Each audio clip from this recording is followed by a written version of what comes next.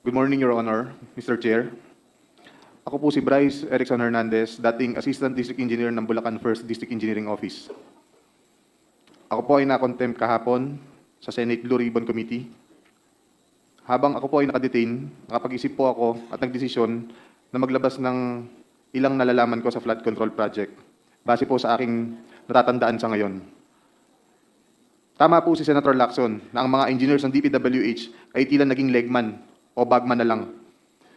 Kung tatanungin niyo po ako kung sino o kanino kami naging bagman, sasagutin ko na po ngayon.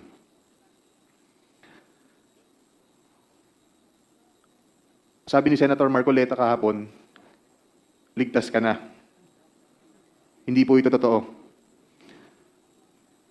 Si Senator Jinggoy Ejercito Estrada, Senator Joel Villanueva, Yusek Robert Bernardo, at D. Alcantara. Si Senator Jinggoy po ay nagbaba ng 355 million ngayong 2025 sa mga ilang projects sa Bulacan. At ang sabi po ng boss ko dito ay 30% ang commitment dito. Ang mga projects po na to ay construction of flood mitigating structure with pumping station and floodgate phase 3 sa Hagonoy, Bulacan. Flood control mitigating structure with pumping station and floodgate sa Malolos, Bulacan. Hindi ko na po babasahin lahat to. Isasama ko po to sa aking written statement. No, mahalaga pong basahin yung buong listahan ng mga proyekto.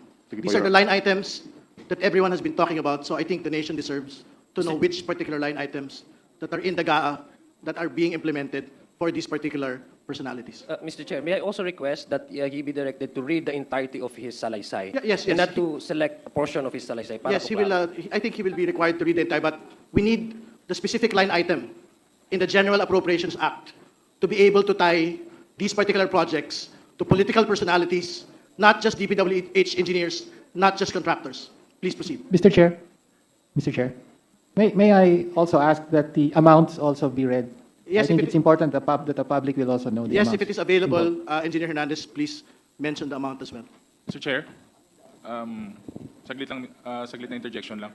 After the statement of Sir Bryce, may we have the copy of his statement para po makapagtanong din yung mga members based on his ongoing statement, Mr. Chair. Maraming salamat po. If that is practicable, Deputy Speaker, we will ask him to do it, but it is a written, handwritten statement. So I think we have to listen to his entire salaysay first. Please proceed with the line items, please. Let me repeat it, Your Honor. First, construction of flood mitigating structure with pumping station and floodgate, phase 3, Barangay Mercado, Hagonoy, Bulacan, with an allocation of 60 million pesos. Number 2, construction of flood mitigating structure with pumping station and floodgate at Mambog Creek, phase 3, Malolos City, Bulacan, with an amount of 45 million pesos. Construction of flood mitigating structure with pumping station and floodgate, phase 3, Barangay Iba, Hagonoy, Bulacan, amounting to 60 million pesos. Construction of flood mitigating structure with pumping station at Calero Creek, phase 3, Malolos City, Bulacan, with an amount of 50 million pesos. Construction of flood control structure including pumping station and floodgate, phase 3, Barangay Mayto, Kalumpit, Bulacan, with an amount of 60 million pesos. Construction of flood mitigation structure with pumping station and floodgate at Barangay Santo Rosario Creek, phase 3, Malolos City, Bulacan, with an amount of 40 million pesos. And last, construction of flood mitigation structure including pumping station and floodgate, phase 3, Barangay Carillo, Hagonoy, Bulacan, with an amount of 40 million pesos. And all of that with a total of 355 million pesos, Your Honor. This is supposedly the allocation of which political personality? Senator Jinggoy Ejercito Estrada po, Your Honor. Thank you for the clarification. You can proceed with reading the handwritten statement. Mr. Chair, may I continue? Let him finish the handwritten statement. Pakitapos lang po yung handwritten statement ng pagbasa. Nagbaba po si Senator Jinggoy at ang kanyang SOP dito ay 30%, as per our District Engineer Henry Alcantara. I-deliver ito nung lumabas ang mga item na to sa GAA. Mga driver namin sa DPWH Bulacan 1st ang nag-deliver sa kausap nila. Si Christian Santiago at saka si Andre Balatbat. Galing din ito sa utos ni D. Alcantara. Noong 2023 naman, ay naglabas ng 600 million si Senator Joel Villanueva at ang SOP nito ay 30% din. If I'm not mistaken, sorry. Pwede kong sabihin ko po kung anong mga projects to, mga line item din. Please proceed with disclosing the line items so the nation may able to tie the line item to the political personality involved. First, rehabilitation of flood control structure along Balagtas River, Barangay Panginay, Tuwawa, Phase 3, Balagtas, Bulacan, with an amount of 75 million pesos. Construction of Bukawe River Flood Mitigation Structure, Station 12 plus 589 to Station 12 plus 739 at Barangay Bambang, Bukawe, Bulacan, with an amount of 75 million pesos. Construction of Bukawe River Flood Mitigation Structure at Station 4 plus 204 to Station 4 plus 354 at Barangay Turo, Bukawe, Bulacan, with an amount of 75 million pesos. Construction of Bukawe River Flood Mitigation Structure at Station 3 plus 036 to Station 3 plus 236 at Barangay Kaingin, Bukawe, Bulacan.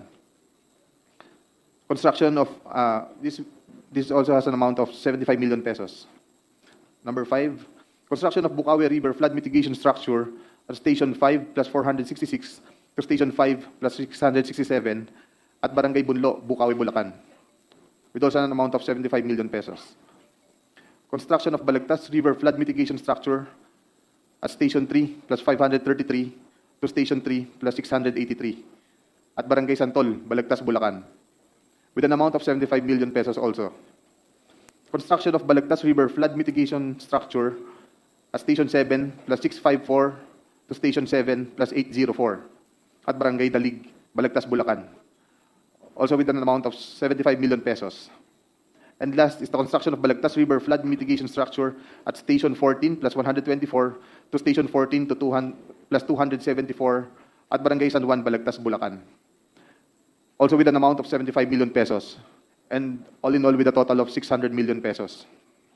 Can you state again for the record the total amount and that this is the projects for which particular political personality? 600 million pesos last 2023 from Senator Joel Villanueva.